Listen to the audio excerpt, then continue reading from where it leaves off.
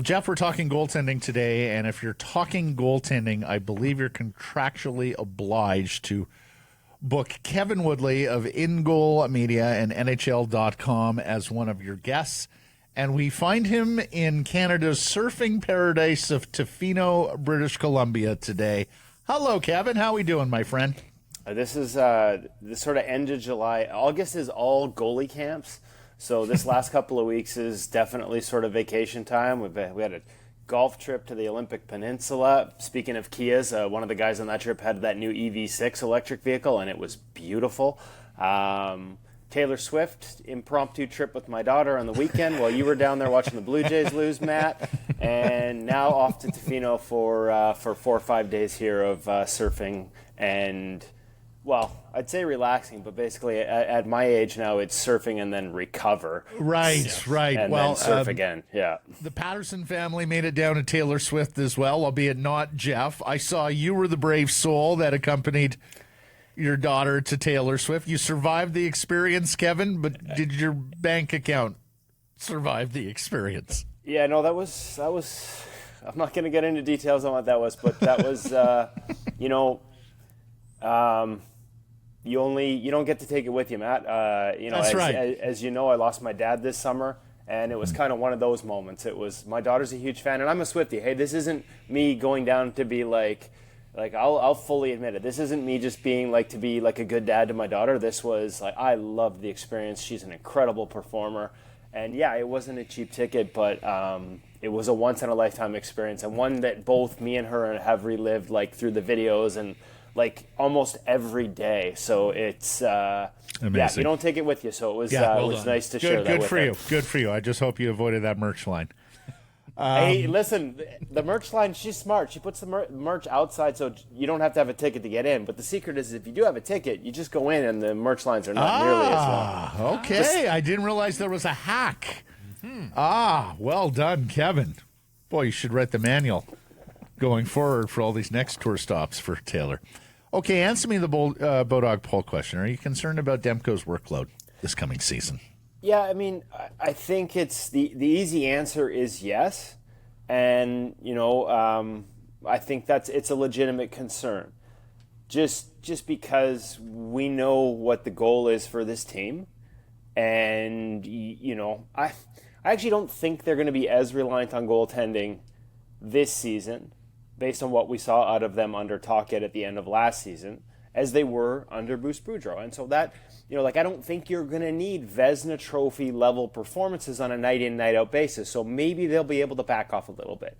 But and there's plenty of upside, obviously, in Silovs. And I happen to be one of the few, I know there are a lot of people that will, light up the inbox.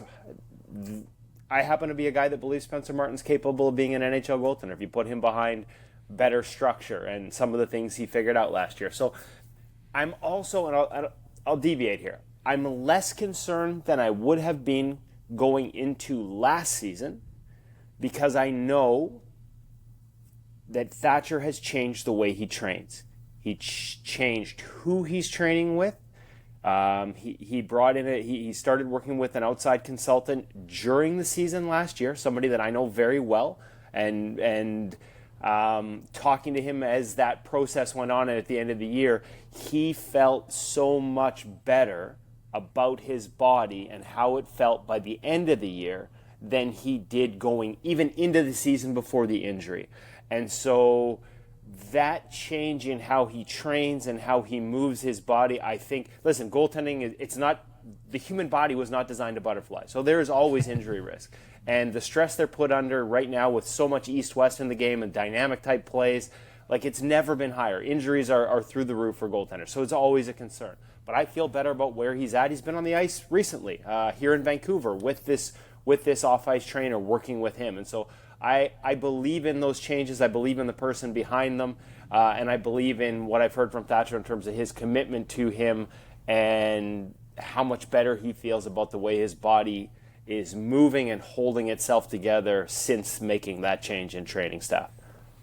You touched on it briefly there, but our first visit with you since July 1st, do you think the additions of Carson Soucy and Ian Cole. And I think we have to lump Philip Roenick in there as well. I mean, the 4 games, it was almost an afterthought. But have they done enough, do you think, as a group to make life easier on their goaltender? Time will tell, right, Jeff? I covered the first 2 rounds, well, I guess the only 2 rounds of the Seattle Kraken playoff run for NHL.com. And by the way, just like epic. See, we know Seattle's an incredible sports city, and now they have another franchise to cheer, and it was just a blast being down there and watching, being a part of that playoff atmosphere.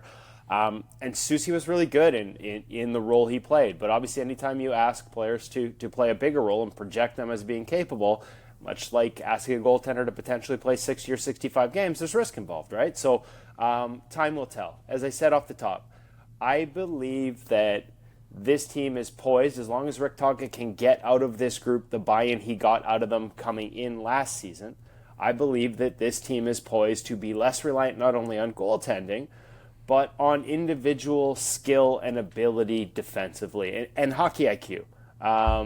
So much of what they were playing before was read-based. And how many memes are there about the Vancouver Canucks last season, where at the start of the year you had 4 guys chasing the puck in one spot while the best player on the ice is wide open on the other side? It was like nightmare fuel for goaltenders, dream for those who make memes, and it was just the reality of placing too much emphasis on read. Like, I know everybody hates the word structure, but it's so much better now, and it's so much simpler now. They rely less on individual reads and decision making, and it's not just the defenseman, it's the 5-man group. And I look at the underlying numbers and the metrics on high danger chances against at 5-on-5, and they went from being one of the bottom 5 teams in the league under Boudreau to flirting with a top 5 team in the league under Tocchet. Now again, this group has shown an inability at times to sort of deal with success. Like, they have success for a little while, and they think it's going to be easy coming into the next season, and they're not willing to do the work. Frankly, that's just the way it has been for years and years with a lot of members of this group. If you believe that Tocchet can get them to play and buy in at the start of this year the way he did at the end of last year, and there is still an if element there, but I believe he can. I just think whether it's Soucy or Cole in elevated roles, I just think, again, the demands on them as individuals are going to be far less because of the structure in place as a team. Do you have a sweet spot for the number of starts for Demko? It's probably between 55 and 60. And again, it depends on the workload, right, Matt? Like, if it's 45 saves and backdoors because the seams are wide open on the PK like they have been for the past number of years, and nobody on the penalty kill is willing to eat a puck like it has been for the last couple of years, like, that's where I think they've gotten a lot better in terms of the Coles and the Soucys, right? Like, fill a lane, be in the lane, be where you're supposed to be, and then eat that puck. Like, don't borderline flamingo out of the way. So I don't think the demands, again, physically will be as high as they've been in the past in terms of, again, dynamic saves, backdoors, fully extended, where you're in the splits and you're pulling your body apart. So maybe you can flirt with more numbers. His body will tell you that. But I still think around the league, as you see this trend towards 1A and 1B, your sweet spot has increasingly come down towards that 55 start range. Especially if you, getting to the playoffs, I think everybody, that's sort of been the mantra. But if you actually plan on succeeding there, right, 2 years ago is the prime example, which led to the problems for Thatcher Demko this season, right? Didn't make it through the season because you overplayed him. He wasn't the only one. Like, the 2 goalies 2 years ago that played the most and sort of saw the most rubber or the most difficult chances, like UC Saros and Thatcher Demko, and neither one of them made it to the end of the season. So it's not just about getting through. It's about having a goaltender who's not being held together by baling wire and duct tape by the time you get there. Kev, I've got a piece out at the Hockey News right now where I make the argument that, in my mind, Thatcher Demko could be the Canucks' biggest breakout candidate. And we all know what he did 2 years ago, but I don't think that's his ceiling. And we've seen it in stretches. He was a player of the month 1 month. He made the All-Star appearance, all those types of things. Like, I don't think Pettersson's going to get to 150 points, and I don't think Quinn Hughes is going to get to 90 points, but I do think that there is still, more for Thatcher Demko to give. Do you believe that, we haven't seen the very best, and for an entire season, is there room for growth in his game? From a raw numbers perspective, Jeff, in terms of what most people are going to see and classify as a breakout season, I think you're absolutely right. What was his save percentage 2 years ago? Sorry to put you guys on the spot, but I can't fire up the. I think it was like 915. I was going to say 913 or 915, right? So that doesn't jump off the page, right? But his adjusted save percentage was, I think, 6th in the NHL that year. So in other words, the environment was so bad, achieving a 915 made you a top 6, top 7 goaltender in the National Hockey League. I think as the environment improves, that same performance, and it really was incredible, could have you at 925, right? Like, look at and again, look at Jack Campbell the 2 years in Toronto, right? Like everybody raved about the numbers, and it got him a 5x5 deal in Edmonton. But the adjusted save percentage was in the 30s. Like that was product of the environment. Like not that he was terrible, he was just slightly above expected. Demko behind that environment, in theory, would have been running like a 930, right? Now, there is an adjustment to be made as a goaltender. Not every goaltender plays better, as absurd as it sounds, when they're less busy, when they're not asked to do as much. It's like, hey, let's be honest. Like, it makes sense. Easier defensive environment's better for a goaltender. But it's an adjustment. You're not as busy. You're not stopping bullets in your teeth like he did for 2 years. You have to find sort of a mental balance between, especially if you start actually becoming a good team. I'm not saying they're there yet. That actually controls play, and you're watching the guy at the other end stand on his head. Things can start to bounce around in your mind a little bit, right? So I believe he's equipped. We saw it with Markstrom going to Calgary. Less shots, fewer shots, a bit of an adjustment, not being as busy. But I think that said, I think it's an adjustment he'll make rather quickly. I think the fact he got a chance, why it was important for him to get a chance to play behind this team last year under Tocchet at the end of the season, despite a lot of people talking about maybe shutting it down. I think that was really important for him to know that his body worked, and B, get used to it. But you're right, Jeff. Like the raw numbers, the stuff that shows up at NHL.com has the potential to be a lot higher than we've seen from him. It will still be reflective of a level of play that was, like I said, well inside the top 10 2 years ago. The difference is the rest of the league will finally recognize it if the environment continues to improve. The schedule is slotted whereby, Kevin, like Demko could start the first 14 games of the season with only one back-to-back at home.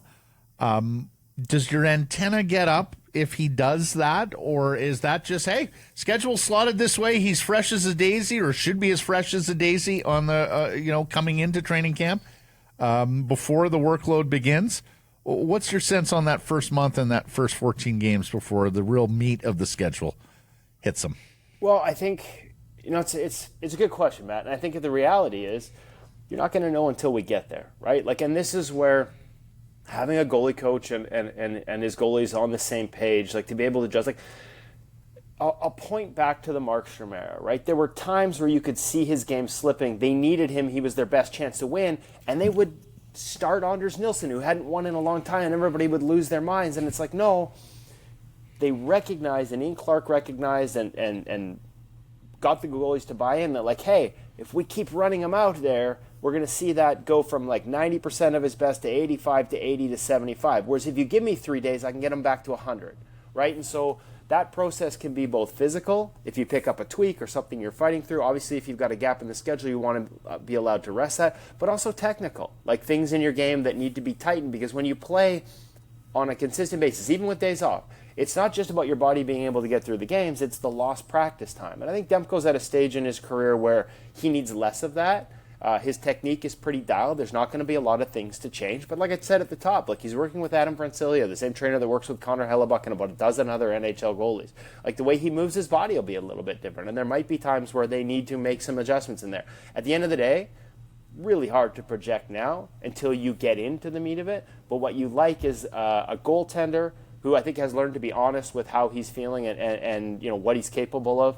A goalie coach who's not afraid to say, hey, we need to start the other guy because I need a couple days of this guy. Like, that's a positive environment. So I wouldn't sweat it. If he goes 14 because everybody's on the same page and he's perfectly capable, then what I'm also looking for is, have you found a way to get Arturs Silovs a bunch of starts in the American Hockey League so he hasn't sat for a month? And that's where the beauty and the franchise and the Equilinis deserve credit for the money invested in having the team in Abbotsford.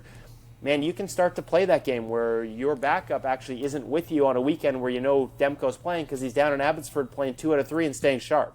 Right, which was my next question, so thanks for answering that. The other thing we've been talking about this week with the Vancouver Canucks is contention.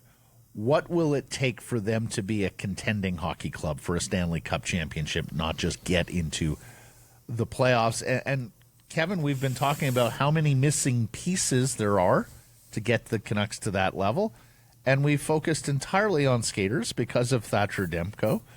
But you tell me, is backup goaltender now, given what we've seen in the Stanley Cup playoffs and the necessity to go with a couple of guys, and even Vegas last year running through 5 different starters, is backup goaltender now so important that contending teams need to be too deep at the position? I don't know that we're at the point where you can say absolutely. But what we've seen, again, because the injuries have become more prevalent, like if you've got an Andrei Vasilevsky who not only plays, a ton of games, but even he admitted this summer that it's time to start playing less. He never missed a start in the playoffs. They won 2 cups and went to a third final, right? So if you've got that guy, you worry less about it. I think it's more you need to have depth at the position as an insurance policy, because increasingly it's hard to get through a season with that guy.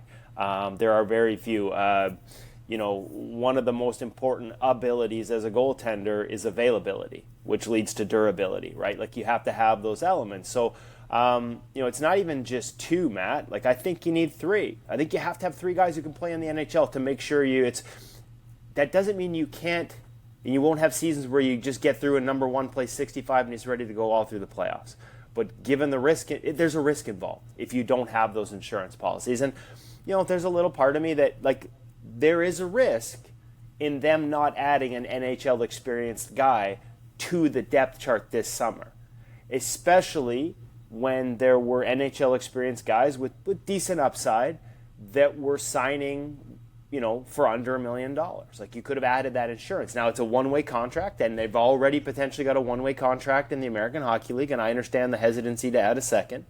But there's a risk involved, right? Signing that guy doesn't mean you think he's better than Arturs Silovs, right? And I love that they believe in Arturs enough that they feel comfortable with him and Spencer Martin. But I remind you that, when push came to shove by the end of the American Hockey League playoffs last year, they started Spencer in back-to-back and abandoned their rotation. And I know the team on the other end was hoping they would continue the rotation because they thought at the time Spencer was a better goaltender. So, there are very few absolutes in this position. There's a lot of volatility in performance from one year to another. I believe in the talent of Arturs Silovs, and they may be proven right for doubling down and not feeling the need to add depth. At the end of the day, too, you can also, if Arturs shows up and for whatever reason there's a hiccup and he's not ready, and you're not 100% confident in Spencer Martin, there are teams that are running 4 deep in NHL experience right now. Look at Pittsburgh. They just loaded up. Nedeljkovic is the third, and they added Hellberg, right? So there are teams that are they're looking at Vegas, and they're they needed 5, right? We got to have 3 or 4. And the Canucks, from an absolute locked-in, we know this guy can play in the National Hockey League and get us wins. I believe in it, but I can see from the outside people they could have used another guy. Jarl Halak doesn't have a contract. He's not coming back here. But there's a guy who continuously outperforms his environment. I'm surprised he doesn't have one. You probably could have had him for cheap. I apologize. A bug just crawled on me and I freaked out there. Jeez. We're in the outdoors here. So you can find those guys. But the other thing to remember is every team that is running 3 and 4 deep, it's because they've got to put a guy through waivers. So if for whatever reason you get through the preseason and you're no longer as confident as you were this summer, there are going to be a lot of NHL experienced goalies on reasonable one-way tickets that you can add and just plug right into your NHL team and allow Spencer to go down and allow Arturs to go down because he doesn't need to clear waivers. So there's some flexibility there. But like I said, anytime you're running with only 3 and a couple of guys who might have question marks around them, there is a risk.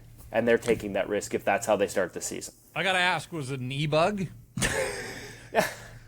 I wish it was an e-bug. It was an ant the size of a squirrel. So at least in my mind it was as it started to crawl at my leg. They grown big in Tofino. Last one from me, Kevin, just quickly here. But assuming Silovs and Martin are the backup and primary starter in Abbotsford, how do you see Sawchenko and Tolopilo shaking out? Who do you think will be the Abbotsford guy, and who do you think will be the CHL guy?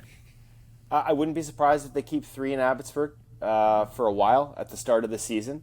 The one thing you got to remember with the ECHL is you don't have the coaching down there, right? Like your goalie coach, although, Marco Terranius and the way they've set things up, when the AHL teams goes on the road, he doesn't always go. He really is a AHL/development coach. I know he went up to Prince George, for example, and spent some time with Ty Young last season, right? So continuing to build that relationship and dial in some of the details that they're trying to change in Ty Young's game.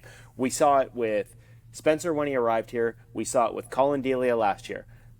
This goalie coaching staff asked their goalies to do some things that are unique and different to what a lot of goalies have done to this point. Getting comfortable with those technical and tactical adjustments takes some time. Martin didn't play for 2 months when he first got here in the American Hockey League. Delia played, but was trying to get comfortable with the changes, comfortable enough to make them innate. To quote Top Gun, if you think out there, you're dead. So you got to be able to get out there and just play and not think about the changes.